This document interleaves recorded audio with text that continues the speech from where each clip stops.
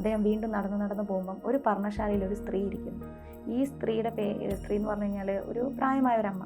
ആ അമ്മയ്ക്ക് ഭഗവാനെ കണ്ടപ്പോൾ എന്തെന്നില്ലാത്തൊരു വാത്സല്യം, എന്താണെന്ന് പറയാനാവാത്ത വാത്സല്യത്തിൽ മോനെന്ന് പറഞ്ഞുകൊണ്ട് ഭഗവാനെ സ്വീകരിച്ച് ഈ മുറിവിൽ കുറച്ച് മരുന്നൊക്കെ വെച്ച് ഭക്ഷണമൊക്കെ കൊടുത്ത് മോൻ റെസ്റ്റ് ചെയ്യുമെന്ന് പറഞ്ഞു. ഒരു അമ്മയുടെ എക്സ്ട്രീം ലെവലാണ് ആ മോനെ അന്ന് ട്രീറ്റ് ചെയ്യുന്നത്.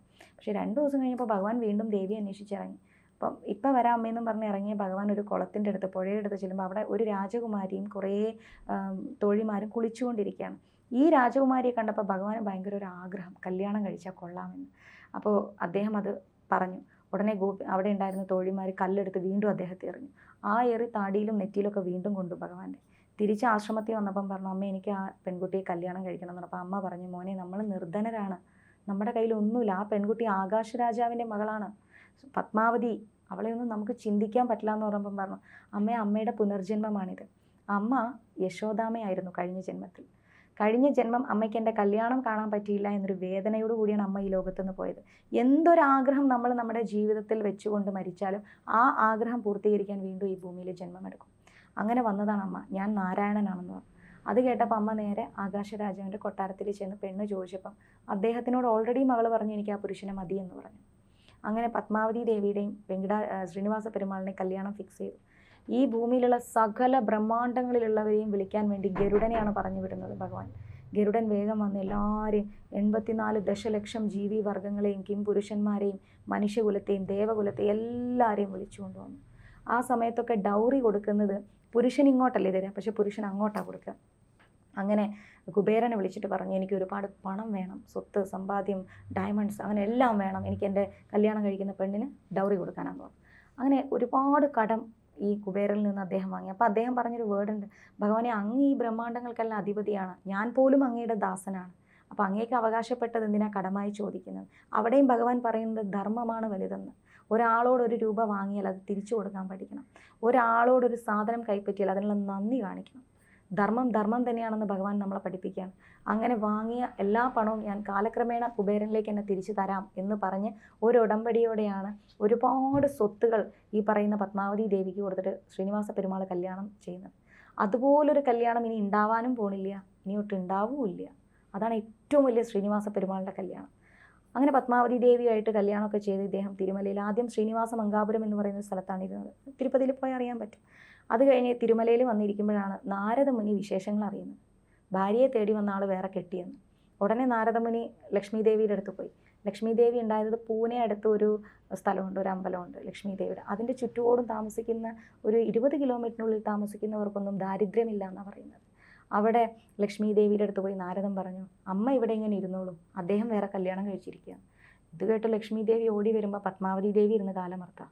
ഭഗവാൻ കുറേ കഷ്ടപ്പെട്ടു ദേവിയെ പറഞ്ഞ് മനസ്സിലാക്കാൻ. ഇത് കഴിഞ്ഞ ജന്മത്തിലെ മായാ സീതയാണ്. സീതാദേവി ഭൂമി പിളർന്ന് പോയതാണല്ലോ പാതിവ്രതം ചോദ്യം ചെയ്തപ്പം. അങ്ങനെ പോയതാണ്, മായാ സീതയാണ്, ഈ ജന്മത്തിലെ പത്മാവതിയാണ്, എൻ്റെ ഭാര്യ തന്നെയാണെന്നൊക്കെ പറഞ്ഞപ്പോൾ ദേവി പറഞ്ഞു, ആരെ വേണേലും കല്യാണം കഴിച്ചു, പക്ഷേ എൻ്റെ സ്ഥാനം വക്ഷസ്ഥാനത്തായിരിക്കണം എന്ന്. അതാണ് ശ്രീനിവാസ പെരുമാൾ വലിയൊരു ഡോളർ ഇടുന്നത്. അവിടെ ലക്ഷ്മി ദേവിയാണ് വക്ഷസ്ഥാനത്ത്. അങ്ങനെ എപ്പോഴും നമ്മൾ തിരുമലയിൽ പോകുമ്പോൾ ഭഗവാന്റെ ഹുണ്ടിയിലേക്ക് പണം കൊടുക്കാൻ പറയുന്നത്, അദ്ദേഹം കടം തീർത്തോണ്ടിരിക്കുക, കല്യാണത്തിന് മേടിച്ച കടം. അപ്പം അദ്ദേഹത്തിൻ്റെ കടം തീർക്കാൻ ആരാണോ എത്തിപ്പെടുന്നത് അവർക്ക് ലക്ഷ്മി ദേവി അനുഗ്രഹം കൊടുക്കും. തിരുപ്പതിയിലെ ഒരു ഹിസ്റ്ററി പറയുകയാണെങ്കിൽ 100 കൊടുത്ത ഭഗവാൻ 1000 തരുമെന്ന് പറയുന്നില്ല, അത് ലക്ഷ്മി ദേവിയാണ് തരുന്നത്. ഭഗവാൻ ഇവിടുന്ന് വാങ്ങി ഇങ്ങനെ കടം തീർത്തോണ്ടേ ഇരിക്കുകയാണ് കുബേരൻ്റെ. അങ്ങനെ ഭഗവാന് ലക്ഷ്മി ദേവിയും നമ്മുടെ പത്മാവതി അമ്മയും 2 ഭാര്യമാരെ. ഇതേ സമയം വെങ്കിടാചലപതിയുടെ ഒരു ക്ഷേത്രത്തിന് മുമ്പിൽ ഒരു അച്ഛൻ പൂവിറ്റിരുന്നു. അദ്ദേഹത്തിൻ്റെ മകളുടെ പേരാണ് അണ്ടൽ. അപ്പോൾ അവർക്ക് ഭഗവാനെ കല്യാണം കഴിക്കണമെന്ന് വലിയ ആഗ്രഹമായിരുന്നു.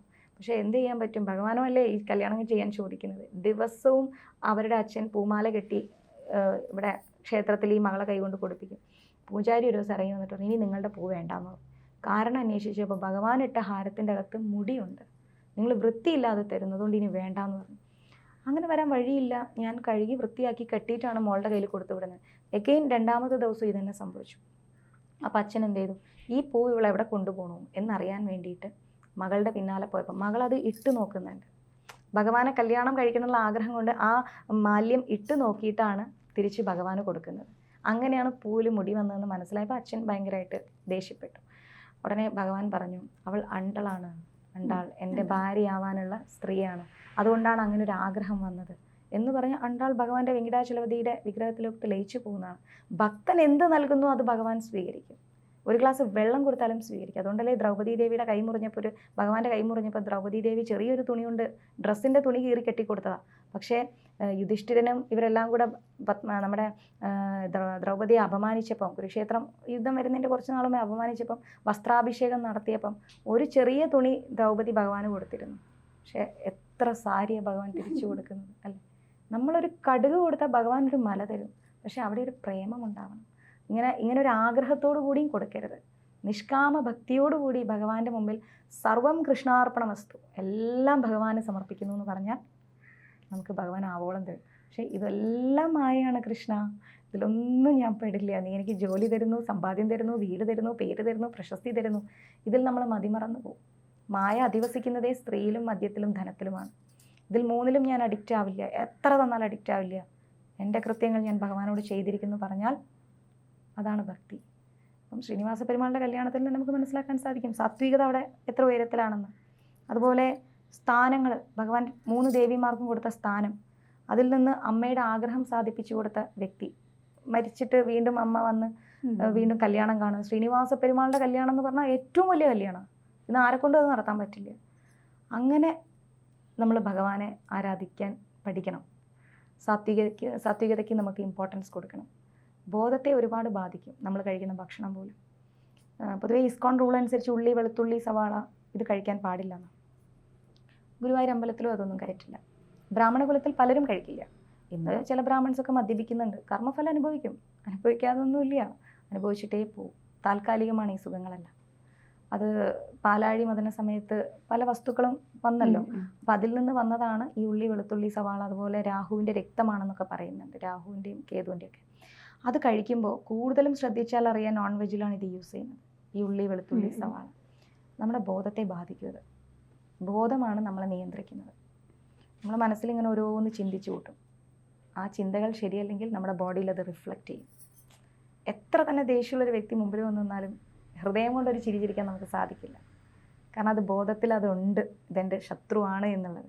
പക്ഷേ അതൊക്കെ പോട്ടെ, കഴിഞ്ഞില്ലേ എന്ന് പറഞ്ഞാൽ അവൻ്റെ ചുണ്ടിൽ നല്ല സാത്വികമായ പുഞ്ചിരി വരും. അതിന് ബോധം ആദ്യം ക്ലിയർ ചെയ്യണം. Thank you. നമസ്തേ. ജ്യോതിഷമോ വാസ്തുവോ പൂജയോ നിങ്ങൾക്ക് ആവശ്യമുണ്ടോ? താഴെ കാണുന്ന നമ്പറിൽ വാട്സപ്പ് ചെയ്യൂ. നിങ്ങൾ ചെയ്യേണ്ടത് ഇത്രമാത്രം. താഴെ കാണുന്ന നമ്പർ നിങ്ങളുടെ മൊബൈലിൽ സേവ് ചെയ്യൂ. അതിനുശേഷം ഞങ്ങളുടെ നമ്പറിലേക്ക് വാട്സപ്പിലേക്ക് ഹായ് അയയ്ക്കൂ. ജ്യോതിഷ സംബന്ധമായ എല്ലാ ആവശ്യങ്ങൾക്കും ABC മലയാളം നിങ്ങളോടൊപ്പമുണ്ട്.